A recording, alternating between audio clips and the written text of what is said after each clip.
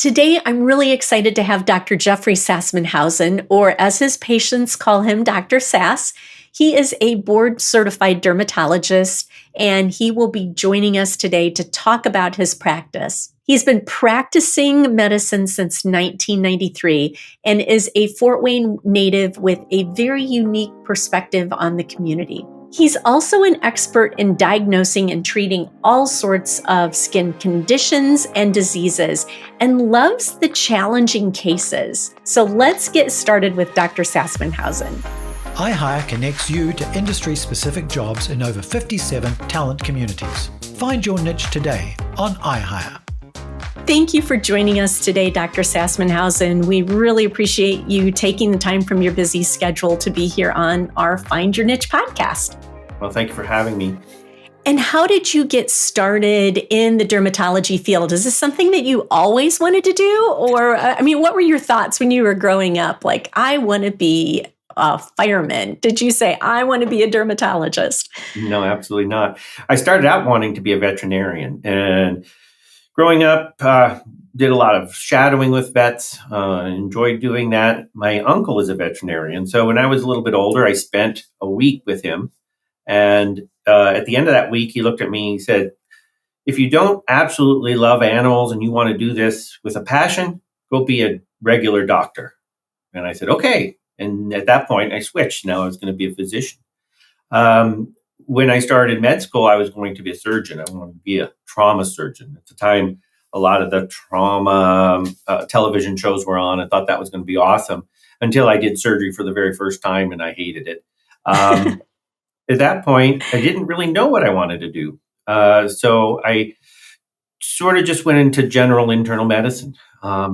In my last semester of med school, I did a rotation in dermatology and I fell in love. I found out that it is more than warts and acne.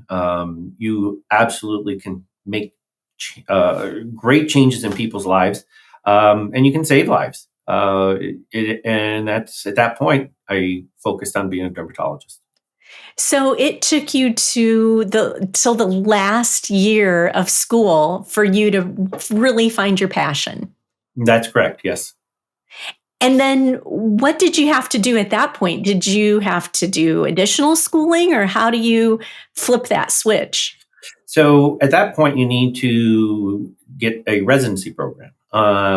And I had already matched. It's a very involved process, but I already had matched. I was into the internal medicine program at Indiana University. And at the same time, my wife was working at Eli Lilly. So I needed to allow her to get her career established before I could move anywhere else. So I ended up doing 3 years of internal medicine before I was able to interview around the country to get a residency spot. So I actually did 2 residency programs, which nowadays is very unusual. But when I did it, it was a little bit more common, especially for dermatology. So, how many years in all did you do school and residency? So, you did your high school, 4 years of college, 4 years of med school, and then I did 6 years of residency before I got out on my own. Wow. And then did you come straight to Fort Wayne and start your own practice, or did you go in with someone else? I started with another office, and at 2 years, there was just a lot of conflict between the providers, and I went out on my own. And so I've been on my own for now 21 years. I don't know that I've ever seen a doctor's office that didn't have a lot of conflict between the providers. So I don't think that's unusual. No, it actually is not unusual for physicians to be changing right after residency because you really don't know what you want. You don't really know how you want your practice and how you're going to involve your patients until you find the right spot. So you have your own business now with Three Rivers Dermatology. What are some of the highlights or the accomplishments that you've had in your career so far? Well, from the business, I think it was about 7 years ago when we realized we didn't know how to run a business. So I was in practice for over 10 years and making lots of mistakes. Uh, I think the best thing we ever did was hire a coach, a business coach, who could actually sit down and look at what we were doing wrong, teach us how to do it correctly.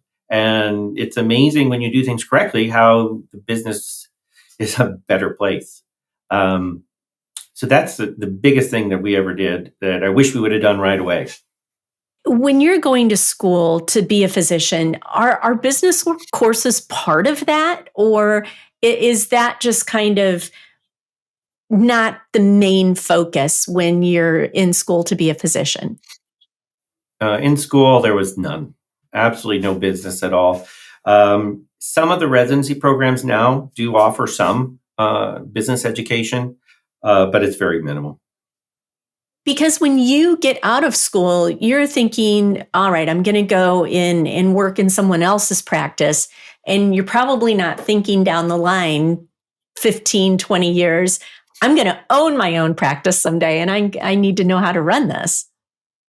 Yeah, most of the doctors that come out are not interested in starting their own practice, especially right away.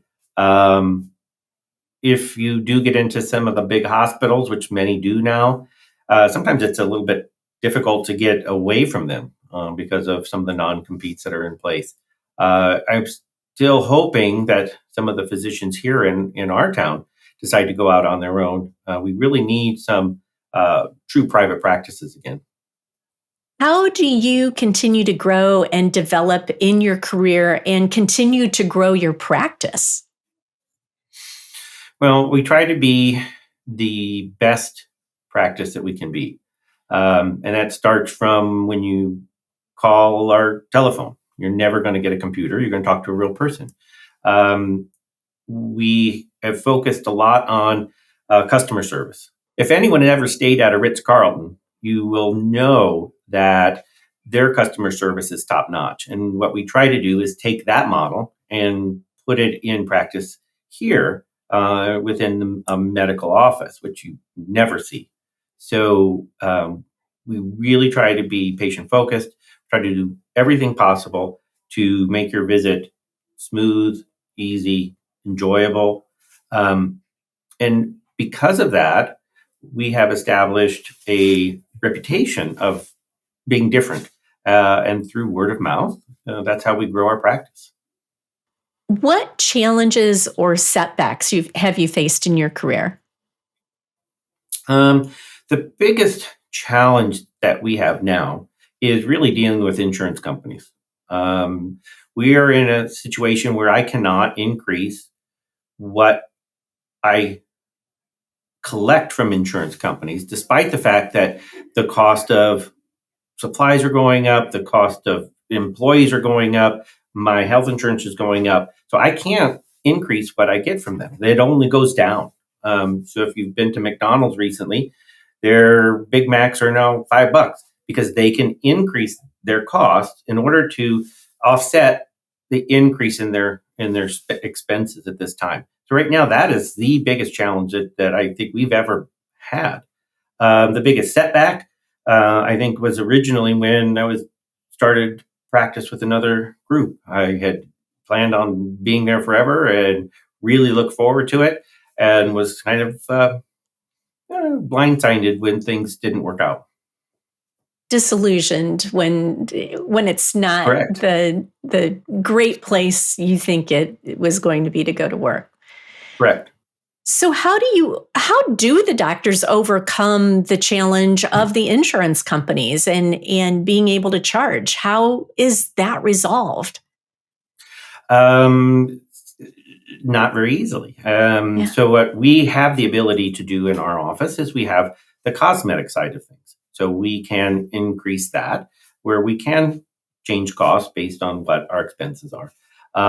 In normal practice, the only way you're going to increase what your income could be is see more patients.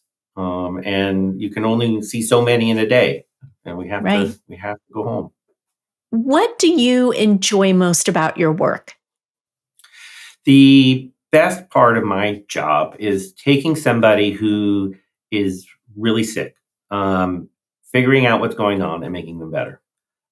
So someone may be coming in covered in psoriasis, which is a very challenging rash, and we can have medicines now where in 4 weeks and 8 weeks they could be all cleared up. Recently, we had a gentleman who had a very unusual problem. He was having ulcers and all of this. And he'd actually been to University of Chicago. He'd been to Cleveland Clinic, and we took our time. We reviewed all the information and figured out that he had something that was very rare. And when we did, and we were able to get the medicine, within about 3 weeks, there was a very significant improvement in his condition, and it's been going on for over a year. So being able to do that and seeing those results, that's the most rewarding.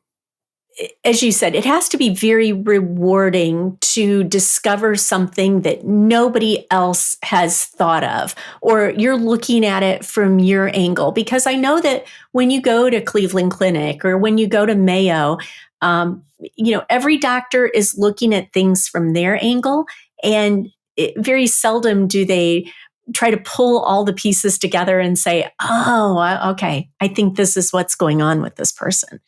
And I think you're very correct. The people who I've had the most challenge with, once we collect records from all the places they've been to, that's when we can really start to narrow down what's going on. What advice would you give to someone just starting out in this field? Hmm. The so a new dermatologist who comes out, um, I would let them know that your education never stops. Um, in fact, when you come out, you think you know everything, but you really know very little because you just don't know the common sense stuff that you see in your office every day. Um, every day, every other day, I'm on Google looking up something for patients, whether it's medicines, whether it's lab results, whether it's trying to put it all together. But that education goes on forever and ever. And you can't forget that. So, when you went to medical school, you weren't really sure which avenue you wanted to go down. What about other people that are out there that are just very early in their careers, just going to school? What kind of advice would you give them? Everybody needs to remember that your career that you're doing now doesn't have to be the career you end with. People change careers all the time. In my medical school class, we had a 35-year-old teacher. I had a 40-year-old gentleman who had been in business, and they just came back for a different career. They did absolutely fabulous. They fit in great with the rest of the students. I just read an article yesterday that 39 is the average age where people change careers. So that fits right in with what you just said with a gentleman that was in your class that was 40. And it might seem like it's too late, but it's really not. I mean, that's very ambitious to say at 39 or 40 years old, I'm going to medical school. Absolutely. And I don't know if I would do it at this point because relearning how to learn would be difficult. But if you're committed, I think you would pick it up fairly quickly and do just great. And some people are just lifetime learners. Some people just that they love that. They love the idea of going back to school. I've coached so many candidates that will say, maybe my only alternative is to go back and get this degree now.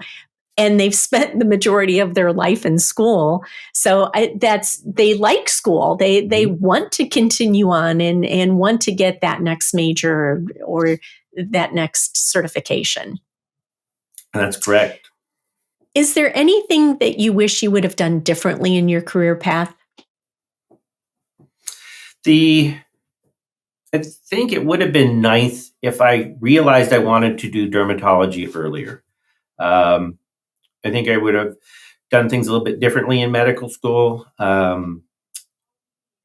it would have been nice to gotten out a little couple of years earlier.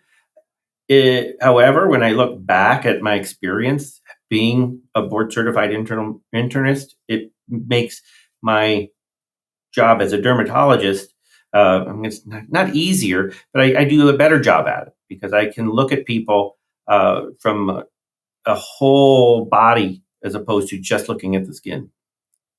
That makes sense. And that makes sense for the reason that you found the problem with the man before, because you were looking at the whole thing. You just weren't looking at it from one perspective as a dermatologist. I agree. I think that sets us apart or sets me apart from others. Very good. Is there anything that I should have asked you? Any stories that came to mind as we were talking here, or anything that you would want somebody who is looking to get into this field to know? Understand that if, as you're choosing a career in medicine, understand that it is becoming very competitive. Um, so that when you are in school, you really need to work very hard in trying to get the best grades and um, just do the best you possibly can. In addition, depending upon what route you go, getting experience from or within that specialty can be very helpful. So, doing some research will help you or make you a better candidate when you're interviewing for residency positions. Um, the you're only going to be in school for a short time, so you can put away those 4 years, work your tail off to get to where you want to be. Very good. Well, thank you so much for joining us today on the podcast. It's Thank been a you. pleasure talking to you. And thank you for having me.